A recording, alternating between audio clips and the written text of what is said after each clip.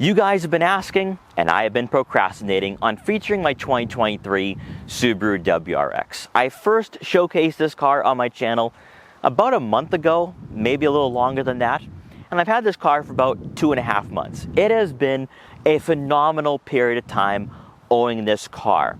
Now, admittedly, I had never driven manual on a daily basis prior to purchasing the WRX. I had very limited experience driving a 1991 Honda Beat, but outside of that, there was no way I was going to be featuring a car with a manual transmission, taking it out on a test drive, and really giving you all the feedback that you're looking for. And that was one of my New Year's resolutions for 2024. You're probably wondering, how does a journalist get away with not knowing how to drive manual when this is your lifestyle? But to my defense, in the 2020s, there's not a lot of cars with a manual transmission. I did this mostly for myself. I want to drive a car that felt more analog, felt more old school, that also gave me the feedback and full involvement that I have really felt has been lacking in cars really ever since I started driving.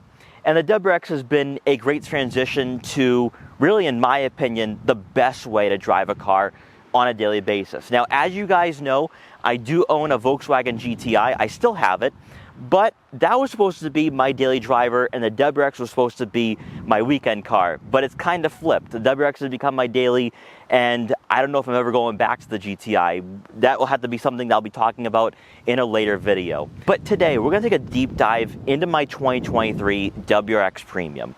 We're gonna go over the good things about this car, the bad things, and why I think it's still a great daily driver in 2024.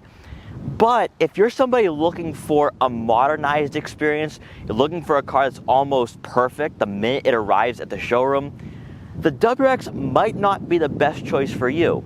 However, if you are an enthusiast and you want an old school feel, you want a car that brings you back to the past, then maybe the VB generation might be the best car out there for you. Now, before we get in this video, I do have a dealership to thank, and that is Subaru Wakefield in Wakefield, Massachusetts. I've been working with them for over 4.5 years now, closing in on 5, and they made the buying process so easy. But more importantly for Subaru of Wakefield, they gave me the confidence 5 years ago to go all in on featuring reviews. I think it was September of 2019, I featured a Subaru Legacy, and their support really propelled me to go in this direction. I would not be here without them, and I just want to thank them personally for what they've done. And because of them, I own a WRX, but also I have become a full-time automotive YouTuber featuring car reviews on this channel. So really a lot of thanks and gratitude to them throughout the last 4 to 5 years. Also, before we get started, make sure to hit the subscribe button and click the notification bell so you're notified every time a new video goes live on the channel. And so, without wasting any further time, let's get right in this review. Brand new sports cars under $40,000 are few and far between. And then tack on all-wheel drive, and all you have is the Subaru WRX. In a segment that includes the Volkswagen GTI, Honda Civic Si, and Elantra N, the WRX is kind of in a league of its own, undercutting the GR Corolla and Golf R as the only other alternatives you could theoretically cross-shop. For the VB generation, this sports sedan has received its fair share of criticism, which mostly centers around the design. But genuinely, the WRX is a worthy choice, simply due to a manual transmission coming standard, but also a great bang for your buck proposition that others have failed to match. Starting off with pricing, the WRX Premium for 2023 comes in at just over $33,000, and for reasons that I'll get into throughout this video, is the best trim Subaru currently offers, even though you will be missing out on some key features compared to a Limited or GT. Falling short in regards to practicality compared to a Volkswagen GTI, the WRX is still a decently sized sedan, coming in with a length of 184 inches and a width of 72 inches, which is identical to a Civic Si. Being in essence a rally car for the street, the WRX has a ground clearance of 5.4 inches, and while that isn't enough to do some serious off-roading, that is about 0.7 of an inch better than a Mark 8 GTI. Getting into the most controversial element of the VB generation is the design. And beginning with the front fascia, This is basically an evolution of the VA, but with thinner and aerodynamic headlight housings and the inclusion of plastic cladding. Not typically the best color combination, but seems to work with the WRX, is a gloss gray front grille. But if you prefer, Subaru does offer a gloss black mesh sport grille for a traditional JDM look. Specifically for the Premium, you receive LED fog lights to match the LED headlights. However, the Limited gives you the upgraded steering responsive headlights for better illumination at night. Moving over to a side profile, one of the reasons why I chose the Premium was the larger 18-inch wheels, that far and away complement the solar orange paint color than the 17s that are equipped on the base. With summer tires coming standard, I chose to swap them out for Michelin Pilot 4 all-season sport tires, which have drastically changed the demeanor of this car in regards to diminishing road noise. The suspension is still harsh, and that'll be something you'll have to consider with this car. You'll have body color folding side mirrors, but no blind spot detection is offered on the Premium. Then as we make our way around to the back, what distinguishes the Premium over the base model is a subtle deck lid spoiler that in my opinion goes better with the sharper body lines for the final third of the WRX. While everyone has made their opinions known about the aggressive plastic cladding, what I've learned is that it's functional in a sense, where it takes the brunt of road salt and dirt to lessen the chances of scratching the paint. You'll have quad exhaust tips that lets you know this car means business. And for those wondering, the F1 light is a non-OEM mod that I purchased from Subi Bros just to add a sportier look to the car. Under the hood, the VB Generation WRX is powered by a 2.4-liter turbocharged boxer 4-cylinder engine, producing 271 horsepower and 258 pound-feet of torque, and can be paired with either a 6-speed manual or CVT. Compared to the VA, on paper, there's not a significant improvement in regards to power figures. However, the 2.4 is proving to be a great powertrain for those looking to modify their WRX. Yet, if you plan to keep your car stock, the VB is more than willing and capable to put you back in your seat. Sure, while 0 to 60 times hover around the mid 5-second range, which isn't the quickest car out there, you'll be leaving others in the dust when accelerating off the line and rolling through the gears. As always, Subaru's symmetrical all-wheel drive system does come standard, giving the WRX a competitive advantage against the likes of the Honda Civic Si, Hyundai Elantra N, and Volkswagen GTI. For fuel economy, official numbers are rated at 19 miles per gallon in the city and 26 miles per gallon on the highway. But in my 2 months of ownership, I've averaged a combined 25 miles per gallon and have seen up to 28 miles per gallon on the highway when driving conservatively. Stepping inside for the Premium, what sets this trim apart from the base is the heated cloth seats up front, and specifically for the 2023 model year, you'll also receive the 11.6-inch touchscreen compared to the dual 7-inch displays that quite frankly look cheap for a car in the 2020s, and thankfully will not be seen on the 2024 WRX even for the entry model. Comfort-wise, thinner and smaller adults should find the bolstering and support to be rather aggressive and suitable for a sports sedan, but you may find that upgrading to the Limited or GT with the Ultra Suede trim or Recaros might be a better fit for you. Like every other Subaru in the lineup, there'll be a small display in between the analog gauges that showcases information such as your tire pressure monitoring system, fuel economy, and boost gauge. Then as we take a quick glance over to the head unit, the Premium comes standard with dual zone climate control, and of course Apple CarPlay and Android Auto compatibility. Some may prefer to have onboard navigation, but being an avid user of Waze, spending the extra money on the Limited made no sense for me. As we've gone into detail quite a bit on this channel when featuring Subarus with this touchscreen, there will be physical dials for the volume and tuning, and physical buttons for the climate control. However, for fan speed, airflow direction, and the heated seats, you'll have to use the screen. For me, this has become second nature to use, but I understand that some may be apprehensive when stepping into the VB for the first time. And as always, you'll have a rear backup camera with trajectory. Then as we make our way towards the center console, there will be a cubby for a smartphone or smaller items, and you'll find 2 USB inputs and a 12-volt outlet. A must-have in my opinion is the optional STI short throw shifter, which makes gear shifts more pleasant and satisfying, and ultimately changes up the entire driving experience. For the center storage compartment, there's plenty of space for smaller items, and to round out the front seating area, an optional package will give you a power moonroof and the better Harman Kardon Premium audio system, but neither were a priority when buying my WRX. Now moving on to the second row, I'm going to be speaking on behalf of my friends who sat in this car the night I brought the WRX home. I had 3 friends around the height of 6 feet tall, and they gave me their own review of the second row seating area. None of them dealt with feeling cramped when it came to sitting behind the person in front of them, but also headroom was not an issue at all either. Now, when you take a look at legroom dimensions, it is better than my Volkswagen GTI, which did surprise me.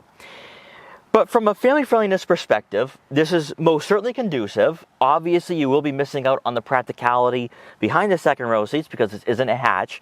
But this is very comparable and competitive to a Volkswagen GLI and also a Hyundai Elantra N and a Honda Civic Si. So if you're looking for a fun daily driver, but you also have a family as well, I think you can squeeze smaller kids in the second row and it shouldn't be too much of an issue.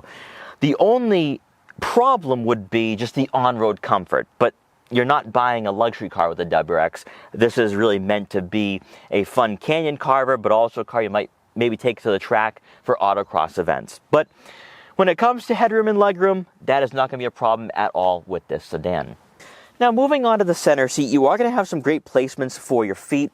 I still don't think that with this being a sedan, you'll be fitting a third person in the second row. It's just not going to be wide enough to accommodate a taller passenger. I don't even think you could fit a smaller kid in the center seat either. So this will strictly be a 4-passenger vehicle overall. And then on the driver's side, the seat is adjusted to someone of my height, around 5'5", and I have plenty of legroom here where I can just sit back, relax, and enjoy the driving experience. But more importantly, what I've learned so far in my 2.5 months of ownership is that I can have my friends tag along with me on a longer drive and they won't be complaining about feeling claustrophobic or cramped. Also back here for the Premium, you do have 2 USB inputs. We do not have heated outboard seats on this model. However, we do get a center armrest with 2 cup holders. Then as we make our way around to the back, we'll do something a little different here. Since this is my WRX, and I'm speaking from personal experience, we're gonna pop open the trunk, and inside, behind the second row seats, you're looking at right around 12.5 cubic feet of room. And as you can tell, I have plenty of space for all my camera gear. I have my 2 camera bags, my gimbal box, and my tripod, and I have plenty of room for more luggage as well. Maybe if I was going out to dealerships, filming some reviews, I could then go grocery shopping afterwards. I think you'll be easily able to fit probably 6 or 7 bags of luggage back here, no problem. The only difference here is that with it not being a hatchback, you can't stack up items like you could in, say, a Volkswagen GTI or Subaru Crosstrek. However, even though this is not really necessarily my daily driver per se, it's not a family car, I have plenty of room if I am going on a road trip. And even if I have maybe camera gear with me or luggage, I can store everything, and that's what's most important. This car is versatile enough for me, and that actually has been a surprise throughout my 2.5 months of ownership with this car. Then of course with the second row seats folded, you can store longer items, but again, this is not going to be a crossover like vehicle. It's not going to be a hatchback, so keep all of that in mind. Another thing too that I want to point out here about the VB generation WRX is that you do not receive a spare tire, so that will be something you will have to take in consideration when you are looking at buying cars in this market and price range. But finally, for the moment we've all been waiting for, let's take my WRX out for a test drive. Alright, so now that we're behind the wheel of the Subaru WRX, let's talk about some of the imperfections and impurities of this car, because it's the driving experience and the on-road perspective that kind of hurts this generation in my opinion. Even though a lot of people talk about how, oh, it doesn't look that great, the plastic cladding is too much, Subaru went in the wrong direction. It's really what you experience behind the wheel that I think hurts this car in the long run. However, with all that being said, this is one of the most raw cars and old school cars you can buy in 2024. It doesn't feel like a Honda Civic Si, Hyundai Elantra N, or Volkswagen GTI. In fact, this kind of feels like a car that came out 10, 15 years ago. And if you're an enthusiast, you're definitely going to love that, because just for an example, you don't get auto rev matching in this car. Now, for 2024, you will get the EyeSight driver assist technologies. You are going to get some of the more creature comforts and technology you would expect for a car at this price point and in 2024. However, 2023 is a bit more old school, especially with the Premium. You don't even get blind spot detection. So this is like driving a car from the 90s, which is one of the reasons why I love it. It's so old school. It's such a different perspective on the modern age of driving. However, the things that I don't like really center around the braking. I think these brakes are horrible and atrocious, especially for a sports car, because compared to my Volkswagen GTI, the GTI's brakes with the Golf R brakes has a nice grab to them. Once you get into that brake pedal, you feel that grab and it will slow down. With the WRX, it's very linear. The braking is very, very linear. You don't feel as though you're going to be stopping on a dime. And thankfully for 2024, with the TR, you will get Brembo brakes. And I would love to see Subaru offer a package that you can get OEM with the Brembo brake kit, because it would really change up the driving dynamics of the WRX. But alongside that, you also have a very light steering and a very vague steering. And coming from a German car, I understood that there would be some lighter tendencies with the handling. But when you are cornering, it feels way too effortless. There's no feedback in the corners. The suspension makes up for it. The suspension is very stiff, very rigid, and that's where I think some of the feedback comes into play. But from a steering perspective, you don't get any of that. There's no weight here to work with, which really is a bit of a downside. And the TR does address that as well. There is a bit more stiffness to the handling, which I can't wait to experience the TR once they arrive at dealerships. Another negative that I would point out that's not a problem for me, but I know a lot of people, especially in the $40,000 price range and for people who have purchased modern cars, probably won't like, is the fact that you do get a lot of road noise. However, the Michelin Pilot for all seasons have really dulled that down a bit. This car is a bit quieter. Also, another thing too is that you feel every imperfection in the road. So you feel as one with the pavement, which I absolutely love. Again, has that old school rigidity that I'm looking for. But if you're looking for something a bit more softer, a bit more, I don't want to say daily drivable, because this is daily drivable, you might want to go with the GTI. The GTI is going to be a bit softer. It's going to be a bit more conducive for a family. Whereas the WRX, this feels more track focused to me out of the box. Even though you can do a lot more to the suspension aftermarket, this car just feels ready to go, that you could autocross it. Although, again, I would want to upgrade those brakes. But enough with the negatives. Let's discuss the positives and what this car brings to the table. Because at $30,000, if you are going with a base WRX, you're not going to find anything better. Just my opinion. Because you could go with the Honda Civic Si, which I think does have a better interior, but you only get 200 horsepower, and a lot of dealers still have markups on those. You're spending $33,500, probably $35,000. And for only 200 horsepower, that just isn't worth it to me. Also, you only get front-wheel drive with the Si. The GTI is the same thing. You're still spending around $33,000, $34,000. And I personally don't like the Mark 8, having owned a Mark 7.5. I think it's a downgrade just from a technology perspective. But then also when you take a look at just sports cars in general in this price range, you're either getting front-wheel drive or rear-wheel drive like the GR86, and then you're only getting two-door coupes or you're getting four doors with front-wheel drive. So if you live in colder regions of the US like I do, you don't have really the best all-round, all-weather vehicle.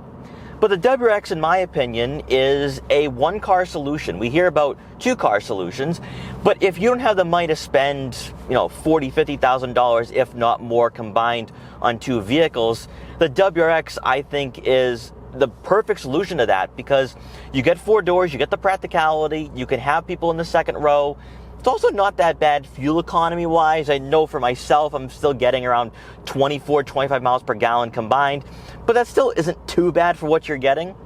What I also like too is that this car does feel so raw, that For a sedan in 2024, I feel so connected, I feel so alive behind the wheel, I feel so involved.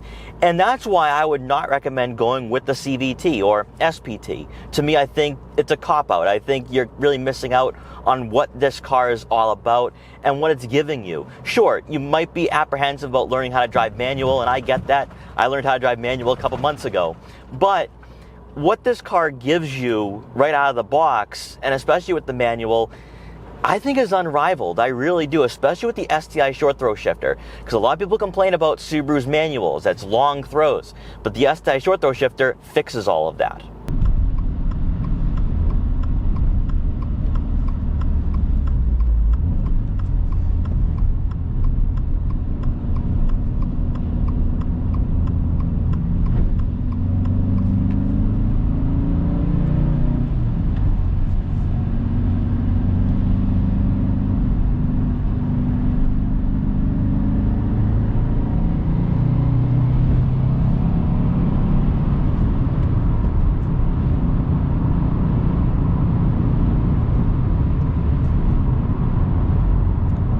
Accelerating in this car is so enjoyable, rolling through the gears, and I think that's what makes the WRX so special.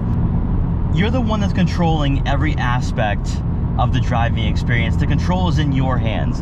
And maybe I would say the exact same thing about other cars in this market, but since this is my, I guess now, new daily driver, this has become such an enjoyable experience. But also when you are commuting, you have the power that you can put down on demand. You have the ability to pass slower drivers. You can get on the highway very safely. And even though this isn't the quickest car out there, it's not going to be a barnstormer. What it is, though, is a car that gives you a lot in terms of feedback, a lot in terms of just soul that has been lacking in a lot of cars, especially now in the 2020s. And the fact that it does have this retro vibe to it is, to me, what makes it so special. Now, at highway speeds, at around 65, 70 miles an hour, yes, you are going to be hearing that road noise. It's going to be very audible. However, by switching up to the Michelin Pilot for all seasons, I've noticed that road noise has been diminished a bit. So it's not as noticeable, it's not as egregious. However, keep in mind this car is not that insulated. However, you're not hearing a lot of rattles, you're not hearing a lot of creaks. This car does feel like it's been designed and engineered very solidly. It also feels very composed on the roadways as well, stays in its lane. And even though this might not be considered a grand tour in any way, shape, or form, it does provide a lot of comfort on longer drives, I've noticed. I don't get out of this car feeling any pains, I'm not sore. I don't feel the need to go back to the GTI and drive that on a longer drive. I really like what this car is all about. And as I talked about earlier on, even though these seats are perfect for me, maybe taller passengers, wider passengers might say something a little different in that regard, but they provide so much bolstering and support. It just really feels like a true driver's car. I just wish that it had Recaros. You could opt for Recaros for the Premium or Limited. That I do wish. But outside of that, though, I have no complaints for what the WRX is giving me here. Sure, I'll complain about the braking until I sell this car, because I won't spend $6,000 for the Brembo brake kits that are out there right now. That to me is a bit too much. But for what this car is giving me out of the box with no performance modifications, I do think this is one special car.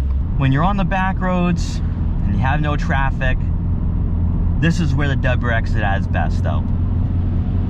Yeah, you have all that enjoyment on the highway, but in a straight line, it does get a bit boring. But on these back roads, it's agility, it's maneuverability. The suspension being so tight and stiff is really where the WRX, in my opinion, comes to life. But also just eggs you on. Like, you know this car can give you quite a bit, especially when it comes to handling. When you're approaching sharper corners, it just entices you. But you have that confidence. And sometimes with a lot of sports cars in this market, you do need to have some aftermarket support and aftermarket mods to give you that handling that you're looking for. But for a stock WRX, to me, I find the handling to be far superior to my GTI, and it's probably because of the fact that it's all-wheel drive, but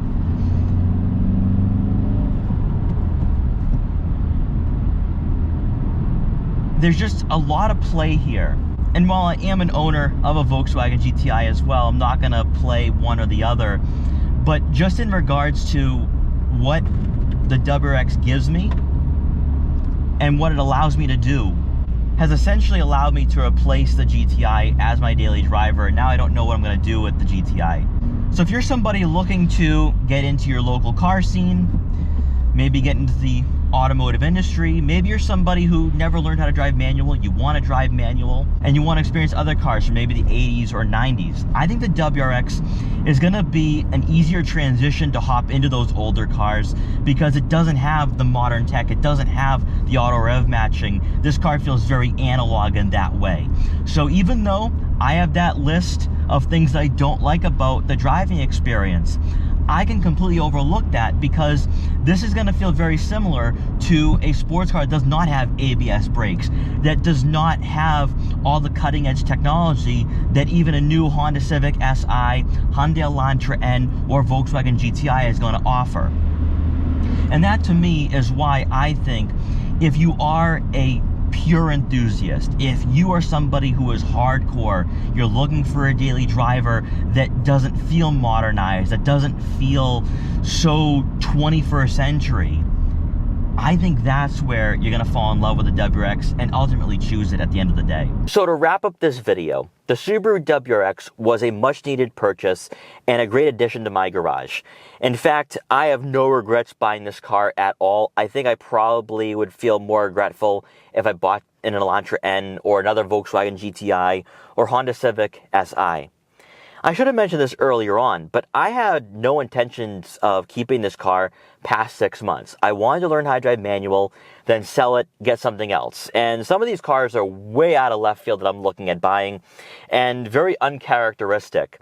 But the WRX was going to get me to that point where I could make that transition and buy those cars. However, I become very attached to the WRX. As I said probably numerous times, this was not supposed to be my daily driver, and it's become my daily driver. And it's really just because this car to me has become very special in ways that I really can't explain, but I think what the WRX has given me so far, and this is just me talking in a personal sense. Obviously, a lot of you might look at other rivals out there and would probably find a Volkswagen GTI, Elantra N, or Honda Civic Si to be a better fit for you. But what the WRX has given me, the fact that it does feel so old school, that it has those imperfections, that it is very impure, those imperfections have actually made this car more likable, more lovable in the long run. And I don't know what you guys like in a car, what you would prefer in a daily driver or a fun weekend car. But I think that if you're looking for a car that takes it back to the old days, that's where you're going to like the WRX. It feels very raw powered. It feels very raw when you're driving it around. Even though you do have the 11.6-inch touchscreen, you don't have a lot of technology where it's kind of overriding your driving experience. This, to me, is what a car should be. And I understand that a lot of buyers now have different tastes in what they're looking for in a daily driver. But if you're an enthusiast, if you're somebody who wants a manual car, definitely consider the WRX because I think the VB generation is quite special. And if you can look past the design, the exterior looks, I think you too will love this car for sure. So guys, thank you so much for watching this video. Please like, comment, share, and subscribe for more. Also make sure to follow me on Instagram at Boston Autoblog so you can see what I'm up to and what vehicles I'll be featuring in the future. And I will see you guys next time.